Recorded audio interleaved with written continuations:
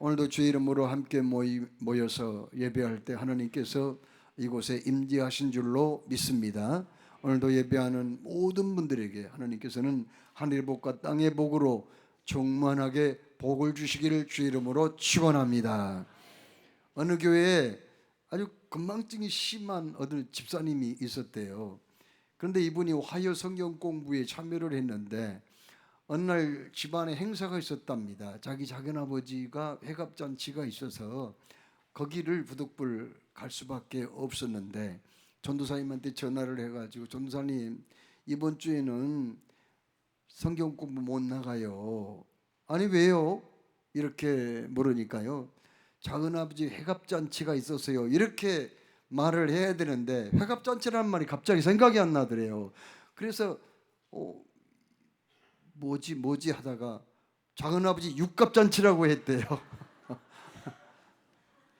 그가 그 회갑잔치에 참여해가지고 식사를 아주 맛있게 잘하고, 조카가 미리서 그 손님들을 주려고 아이스크림을 여러 종류를 사가지고 그 냉동실에 넣어놨더래요. 그래서 자기한테 와서 뭘 드실 거냐고 그렇게 물어보더래요. 그래서 옛날에 그 설레임이라는 그런 아이스크림 맛있게 먹은 적이 있어가지고 설레임 있어? 이걸 그렇게 얘기하려고 그랬대요. 근데 그 말이 생각이 안 나더래요. 그래서 망설임이라고 얘기했대요. 망설임이 있냐고. 해갑잔치 끝나고 집에 돌아와서 예금 통장 재발급을 받으려고 은행에 갔대요. 그런데 재발급이라는 말이 생각이 또 안 나는 거예요. 그래서 재개발을 하겠대요. 이거 재개발하러 왔다고. 그러니까는 직원이 그렇게 또 깔깔깔 웃더라고 했답니다. 마침 그 옆에 또 임산부, 배가 많이 부른 임산부가 왔더래요. 그냥 내버려 두지 또 산딸이 언제인지 꼭 물어보고 싶대요. 근데 산딸이란 말이 또 생각이 안 나대요. 그래서 마감일이 언제냐고 또 물어봤다는 거예요. 그랬더니 산모가 한참 빤히 쳐다보더래요. 도대체 이 사람이 정신이 있는 사람인가 그렇게 생각했는지 모르죠. 자, 여러분, 현대인들이 가장 무서워하는 병 중에 하나가 치매가 아니겠어요? 그런데 치매의 초기 증상은요, 기억력이 아주 그냥 감퇴된 거예요. 근데 기억력도 초기 증상 때는요, 장기 기억은 잘 되지만은 최근의 기억은 잘 안 되는 그런 특징이 있대요. 옛날 있었던 일은 어느 정도 기억을 하는데 최근에 있었던 일을 잘 기억하지 못한다는 거예요. 왜 그런 일이 있을까? 우리 사람의 뇌에는 해마라는 부분이 있는데, 해마의 이 기능이 쇠퇴되거나 아주 약해졌을 때 그런 증상이 보인다는 겁니다. 그런데 여러분, 치매는요, 아직까지 치료제나 백신이 개발되지 않았어요. 단지 치매를 조금 이렇게 늦추는 그런 약만 있다는 거예요. 그러면 어떻게 해야 돼요? 예방하는 방법밖에는 없다는 겁니다. 그럼 치매를 우리가 어떻게 예방을 할까? 치매를 예방하기 위해서는요, 규칙적인 운동을 해야 된대요. 그리고 뭔가 글을 쓰는 걸 하면은 이 뇌 기능이 떨어지지 않는다는 거죠. 그래서 일기 쓰는 게 그렇게 좋다는 거예요. 새로운 어떤 일을 시도한다든지 여행을 가는 것도 치매 예방에 도움이 된다고 합니다. 또 치매 예방을 위해서는 친구 관계를 잘 맺어가지고 마음이 통하는 친구들과 늘 대화를 하고 이렇게 가까이 지내는 것도 치매 예방에 많이 도움이 된다고 합니다.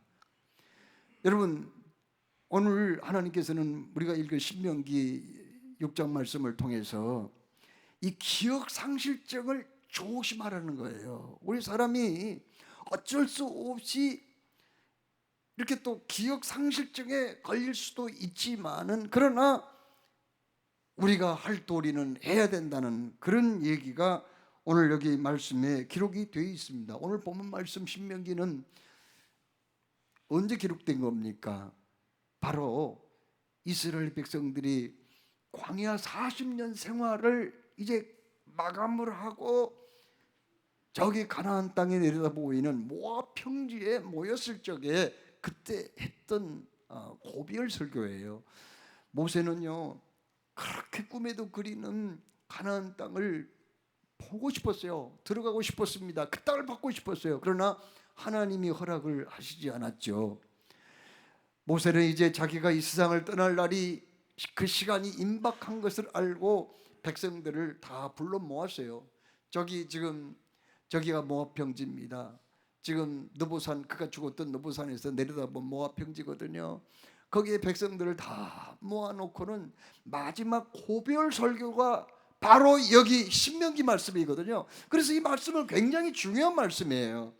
오늘 이 말씀에서 10절에 뭐라고 말씀합니까? 10절 11절에 네 하나님 여호와께서 네 조상 아브라함과 이삭과 야곱을 향하여 내게 주리라 맹세하신 땅으로 너를 들어가게 하시고 네가 건축하지 아니한 크고 아름다운 성읍을 얻게 하시며 내가 채우지 아니한 아름다운 물건이 가득한 집을 얻게 하시며 내가 파지 아니한 우물을 차지하게 하시며 내가 심지 아니한 포도원과 감람나무를 차지하게 하사 네게 배불리 먹게 하실 때에 12절 13절 너는 조심하여 너를 애굽 땅 종되었던 집에서 인도하여 내신 여호와를 잊지 말고 내 하나님 여호와를 경외하며 그를 섬기며 그의 이름으로 맹세할 것이니라. 오늘 여기 말씀에서 가장 중요한 핵심적인 단어는 바로 잊지 말라는 거예요.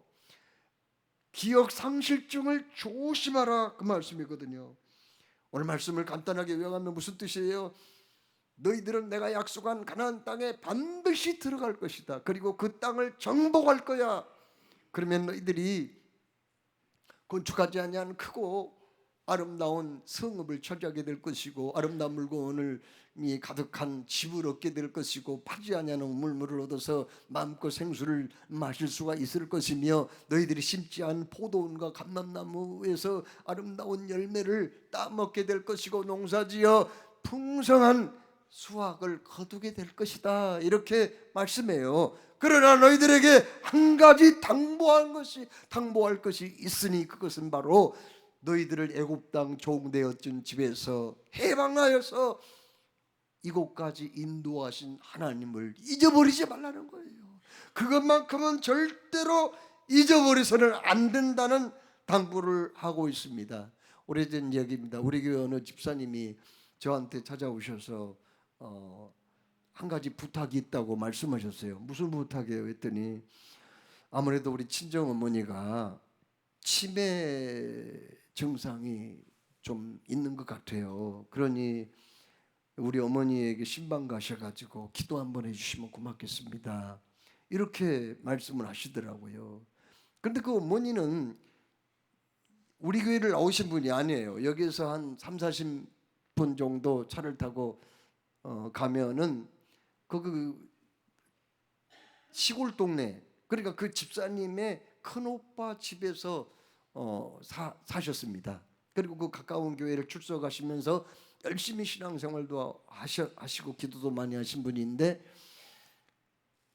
그 교회를 다니신 분이에요. 그 동네 교회를. 우리 교인이 아니지만은 그 따님인 우리 교회 집사님이 부탁을 하니 몇몇 신방대원들하고 같이 신방을 갔습니다. 그곳에 도착해서 제가 인사를 했더니 어머니는 그냥 먼 산만 보시더라고요. 인사를 받지도 않고 일단은 좀 기도하기 전에 상태를 좀 체크를 해보고 싶더라고요. 그래서 어머니에게 제가 물었어요. 권사님 성함이 어떻게 되세요? 물었더니 몰라! 그렇게 얘기하더라고요. 깜짝 놀랐어요. 제가 모른다는 거예요. 그래서 다시금 물었습니다. 그거 따님 우리 교회 집사님을 가리키면서 이분이 누구세요? 했더니 몰라! 그렇게 얘기하시더라고요. 좀 심각하다는 걸 느꼈어요. 이어서 제가 그 어머니를 모시고 있는 우리 집사님의 큰오빠 있잖아요. 그 아들 이름을 물었지만 모른대요. 그리고 그 그거 할머니가 가장 사랑하는 고등학교에 다니는 그 손자를 물었거든요. 그 이름을 대면서 누구냐고 물었더니 또 모른다는 거예요. 마지막으로 제가 질문을 했죠. 그러면 권사님 혹시 예수님 아세요? 그걸 물었더니요, 얼굴이 환해지면서 미소를 띠시면서 아문, 예수님 알지. 예수님은 알지. 예수님은 나를 위해서 골고다 언덕에서 십자가를 지신 분인데 왜 내가 몰라? 지금도 그 생각만 하면은 눈물이 나온다고. 다행인 것은 예수님은 죽은 자 가운데서 부활하셔서 지금은 하늘 보좌 우편에서 나를 위해서 기도하고 계시지. 내가 예수님을 왜 모르겠어? 이렇게 대답을 하시자 제 가슴이 너무 뭉클했어요. 눈물이 나올 뻔했어요. 왜냐하면은 딸 이름도 잊어버렸지. 아들도 모르지. 사랑하는 손자도 알지 못하는 분인데 상태가 상당히 심각한 가운데 있었는데 그럼에도 불구하고 예수님은 잊지 않았다는 거, 그게 얼마나 고마운지 몰랐어요. 너무 고맙더라고요. 자, 여러분, 오늘 하나님께서는 이스라엘 백성들을 향해서 뭐라고 말씀했어요? 내가 너희들을 애굽 땅 종되었던 곳에서 해방시켜서 가나안 땅을 향하여서 갈 때에 광야 40년 동안 낮에는 구름기둥 밤에는 불기둥으로 너희들을 인도했지 않느냐. 너희들이 목마를 때 반석에서 생수가 터져나와 그걸 마시게 했지 않느냐. 너희들이 배고플 때에 매일같이 하늘에서 만나를 내려서 너희들로 하여금 굶지 않게 했지 않느냐. 그리고 결국 여호수아를 앞장 세워서 요단강을 건너 여리고성을 정복하고 교두보를 형성한 다음에 남쪽 지방을 먼저 점령하고 그 다음에 북쪽으로 진격해서 결국은 가나안 칠족속 31명의 왕들을 물리치고 승리하게 했지 않느냐. 그 땅, 정말 적과 꿀이 흐르는 땅, 열매가 있고 곡식을 거둘 수 있는 그 땅에서 내가 너희들을 풍족하게 먹여주고 편히 살게 해줄 텐데 그때에 결코 나를 잊어서는 아니 된다, 그렇게 말씀했어요. 그렇습니다. 그들은 하나님의 선택을 받은 백성들이에요. 하나님의 은총을 입었습니다. 하나님의 백성이 된 거예요. 하나님께서 참으로 제사장 나라로 세우셨고 그 백성을 통하여 메시아 예수님을 보낸 특별한 존재들이죠. 그러니 나 여호와 하나님만큼은 잊지 말아야 된다고 당부하고 있거든요. 여러분, 우리는 어떤 사람들이에요? 로마서 8장 30절에 또 미리 정하신 그들을 또한 부르신 그들을 또한 의롭다 하시고 의롭다 하신 그들을 또한 영화롭게 하셨느니라. 아멘. 여러분, 우리도 마찬가지예요. 여기 계신 분들도 우연히 여기 계신 게 아닙니다. 하나님이 창세전부터 선택해 주신 줄로 믿습니다. 하나님이 찾아오셔서 여러분을 만나시고 불러주시고 성령으로 거듭나게 하시고 하나님의 아들, 딸로 신분이 바뀌게 해 주신 줄로 믿습니다. 여러분 모두는 성경 말씀, 약속의 말씀대로 이미 하늘나라 시민권을 얻었고 생명책에 그 이름이 농명이 돼 있으며 여러분은 이미 천국의 상속자가 된 줄로 믿으시기 바랍니다. 그렇다면 한 가지, 그런 은총을 베풀어 주신 하나님을 잊지 말라는 거예요. 그 한 가지만큼은 기억하라는 말. 그런데 이스라엘 백성들은 하나님의 이름을 잊었어요, 안 잊었어요? 베풀어 주신 은혜와 사랑을 망각했거든요. 그래서 모세를 통해서 하나님이 11절에 뭐라고 말씀했어요? 하나님은 이스라엘이 여호와 하나님을 잊게 만드는 것이 있다고 하시면서 그걸 조심하라는 거예요. 하나님을 잊어버리게 만드는 게 있대요. 그게 뭡니까? 첫째로 풍요롭고 안락한 생활이 하나님의 은혜를 잊게 할 수 있다. 이것을 말씀하셨어요. 11절에 네게 배부르게 먹게 하실 때라고 말씀했거든요. 참 보세요.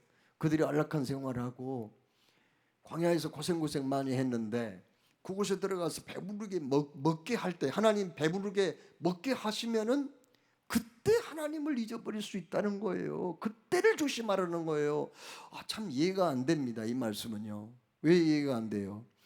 하나님이 그 아름다운 좋은 땅 주셨는데 그곳에서 편히 살 수 있는 안락한 거처를 마련해 주시고 또 풍족하게 먹고 마시게 해 주셨으면은 하나님께 감사와 영광을 돌려야 되잖아요. 그렇잖아요.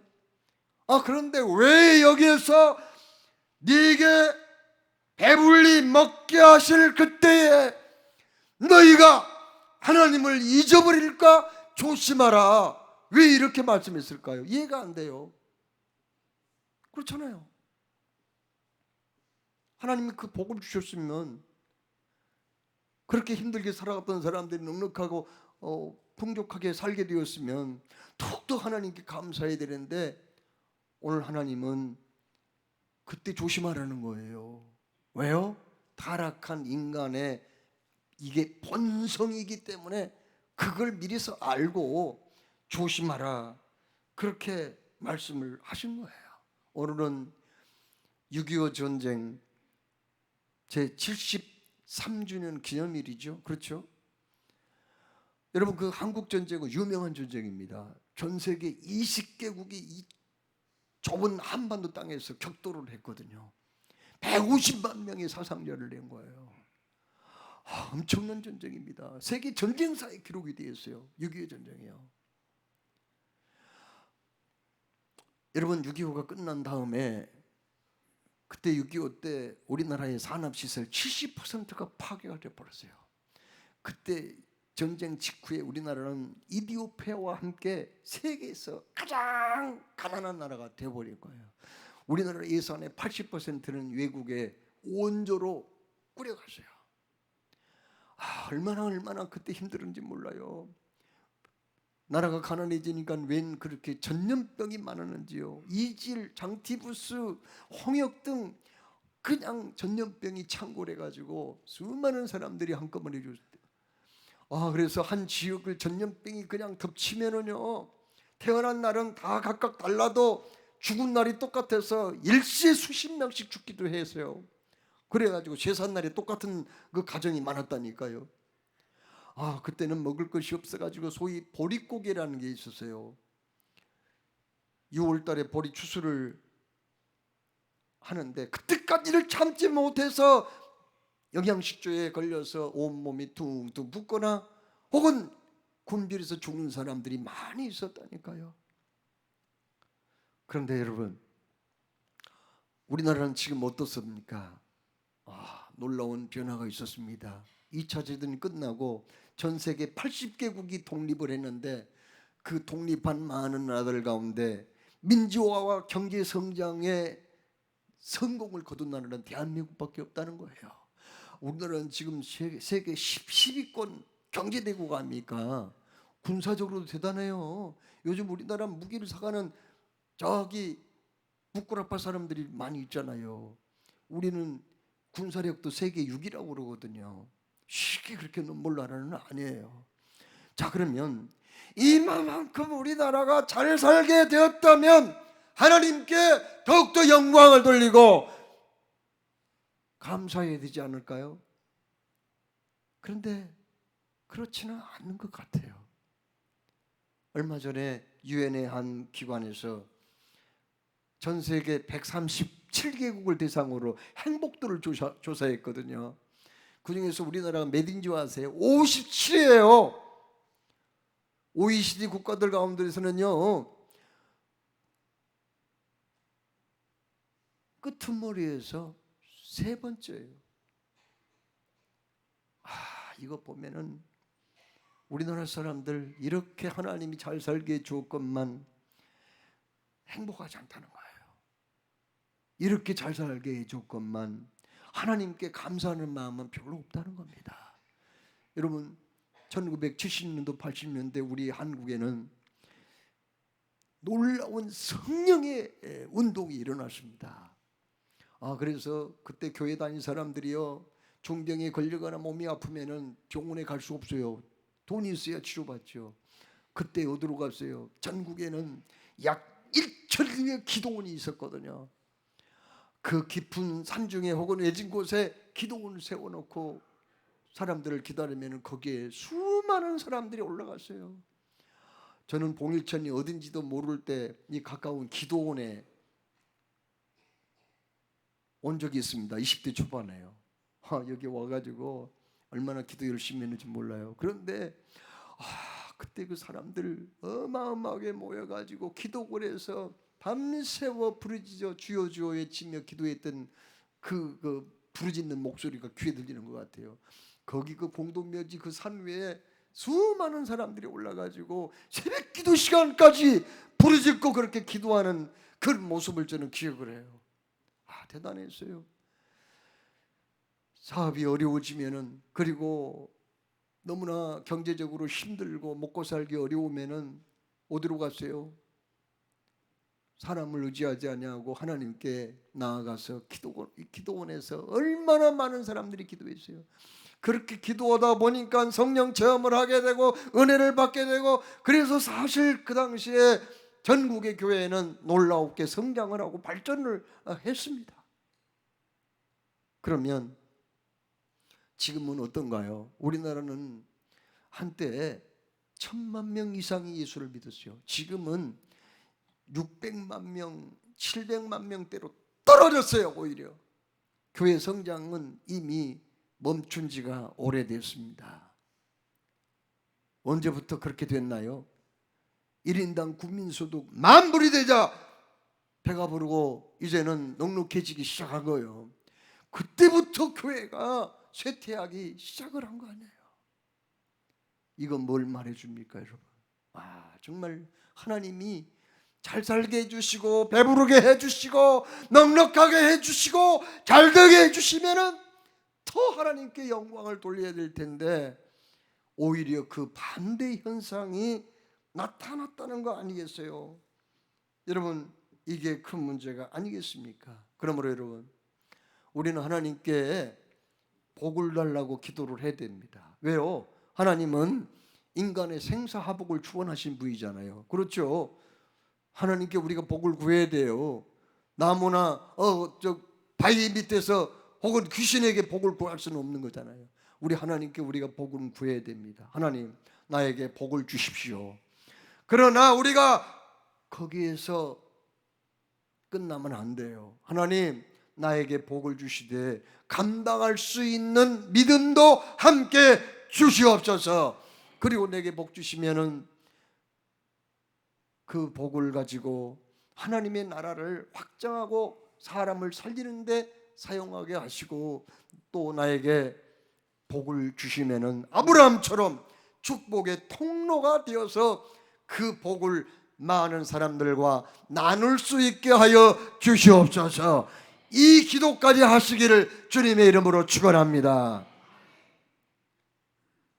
복만 받는다고 해서 좋은 거 아니에요. 감당하지 못하면 그게 복이 아니에요. 그게 무슨 나에게 의미가 있어요? 이스라엘 백성들이 가나안 땅에 들어가서 넉넉하고 평안하고 배부르자 하나님을 모른다고 했다는 거 아니에요. 이게 타락한 인간의 본성이라는 것을 기억하고, 참으로 하나님께서 내게 많은 것을 주셔도 교만하거나 하나님을 외면하지 아니하고 감사와 영광을 주님께 돌리는 저와 여러분이 되시기를 주의 이름으로 축원합니다.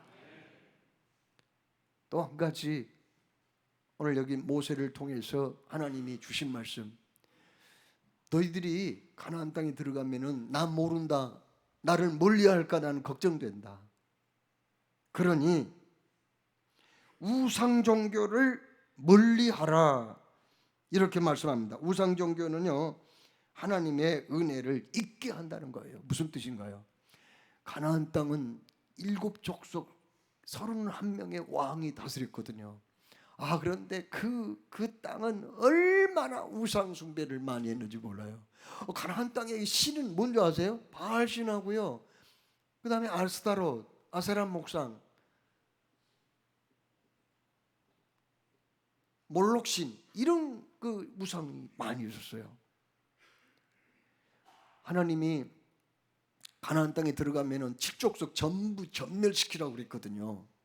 어떤 책을 읽어보니까 중학교 다니는 어떤 사람이 바로 그 대목을 읽고, 오늘 여기 성경 그 대목을 읽고 자기는 교회 다니다 말아버렸대요.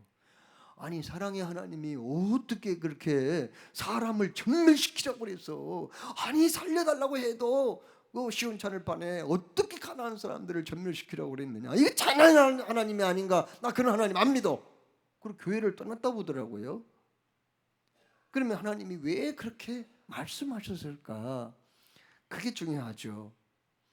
가난한 사람들 살려놓으면은요, 그들이 숭배했던 우상 있잖아요, 우상 종교, 이것에 유혹을 받아서 이스라엘 백성들이 오히려 먹히고 무너질 것을 염려해서 하나님이 그렇게 하신 거거든요. 여러분, 그러면 가나안 이 종교가 어떤 매력이 있습니까? 사람을 끄는 매력이 있단 말이에요. 매력이 있어요. 그건 뭔가요? 그건 바로 이 가나안 종교, 이것들은요 바알신 아세라, 이거 나무나 혹은 돌을 깎아서 자기들 집 입구에다가 딱 세워놓습니다. 그리고는 나갈 때 절 한번 하고요, 들어올 때 절 한번, 고개 끄덕 절 하면, 이렇게 하면은요 그것들이 굉장히 좋아한대요. 그래가지고 이것들이 하늘에서 비를 내려준다는 거예요. 그러면 비가 내리면 풍요와 다산의 축복을 받는다는 거예요. 자손이 많아지고요, 농사가 풍성한 결실을 맺는다는 거예요. 아니 이 세상에 이런 좋은 종교가 어디 있어요? 이스라엘 백성들이 하나님 섬길 때 어떻게 했나요? 가나안 땅 들어가기 전에 광야 생활할 때 이스라엘 백성들이 지켜야 할 10가지 계명과 많은 율법을 주셨잖아요. 그거 지키기 쉽지 않거든요. 유일하신 하나님, 존귀와 영광을 받으시기에 합당하신 하나님을 섬기려면요 정말 구별된 삶을 살아야 돼요. 자기 자신을 쳐서 복종시켜야 돼요. 그리고 하나님 믿는 사람들이 지켜야 할 날이 왜 그렇게 많은지 몰라요. 안식일 지켜야죠. 특별한 많은 절기를 또 지켜야 된단 말이에요. 1년에 3분의 1 정도는 하나님 앞에 나가야 돼요. 이거 뭐 쉬운 일이 아닙니다. 그러니 보세요. 가나안 종교 얼마나 쉬워요. 얼마나 쉽습니까? 오늘날 많은 사람들은요 이렇게 쉬운 방법으로 복을 받고 잘 되기를 바라기 때문에 가나안 종교에 많이 빠진다는 거 아니겠습니까? 여러분, 영국에서 그 사역하는 어떤 선교사님이 얼마 전에 와가지고 저한테 그런 얘기 하더라고요. 영국 문제 심각합니다. 한때는 전 세계에 선교사를 파송했던 나라 아닙니까? 그런데요 영국 교회는 지금 무너져 내리고 있습니다. 교회 수백 년 된 유서 깊은 교회가 이슬람교에 팔려가지고 그냥 그들의 예배처가 돼버린 데가 너무 많고 술집으로 팔려나간 교회도 있어요. 주일날만 되면은 그 수백 명, 수천 명 앉을 수 있는 그 공간인데 머리가 허연 노인들만 한 10명 앉아있는 교회가 그렇게 많다는 거예요. 그러면 이 사람들 도대체 어디 가는 거예요? 관광지 같죠. 어디 가는 거예요? 축구장에 갑니다. 우리나라 영국 거기 그 축구단에 진출한 선수들도 있잖아요.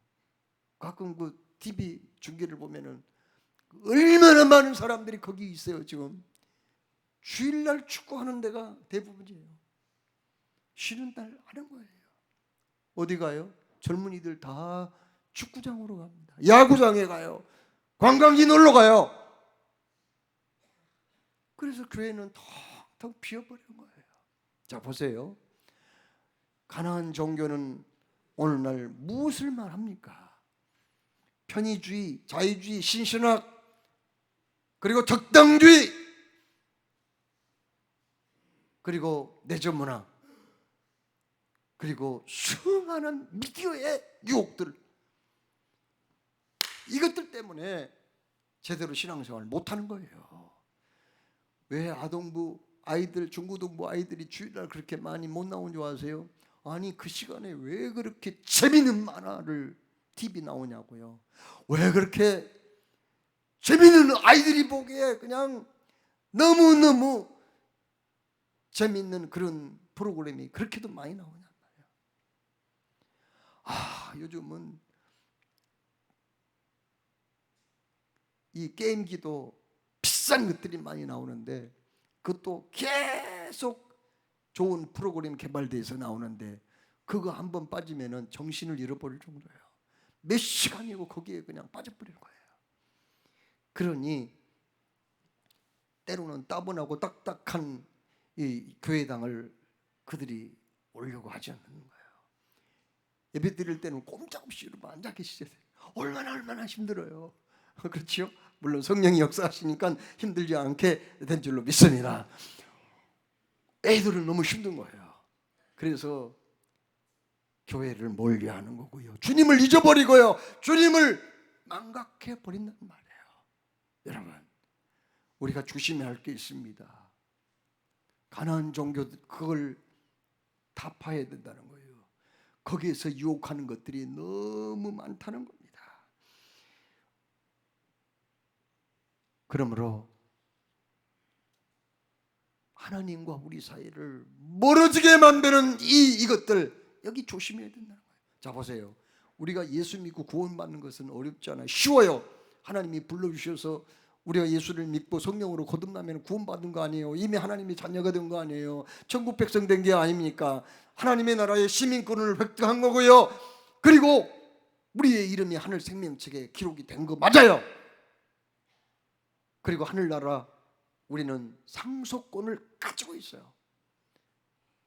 이렇게 구원받는 것은 한순간이며 주님의 은혜로 된 것이지만 구원받았다고 해서 모든 게 끝납니까? 아니잖아요. 예수님이 너희는 세상의 소금이라고 말씀했고요, 너희는 세상의 빛이라고 말씀하셨잖아요. 그렇다면 그냥 소금이 아니잖아요. 그냥 빛이 아니잖아요. 세상의 빛, 세상에서 우리가 해야 할 역할이 있다는 거예요. 그리고 성경에 기드온 300용사를 향하여서 너희는 피곤하나 따르라고 이렇게 말씀했거든요. 그와 마찬가지로 우리는 넓은 길이 아닌 좁은 길, 진리의 길, 영생의 길, 생명의 길을 끝까지 가야 하기 때문에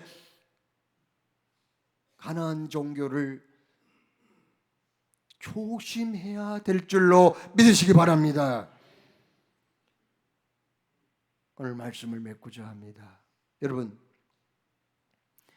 초대교회의 유명한 교부이며 신학자이며 설교가 크리소스톰이라는 사람이 있었어요.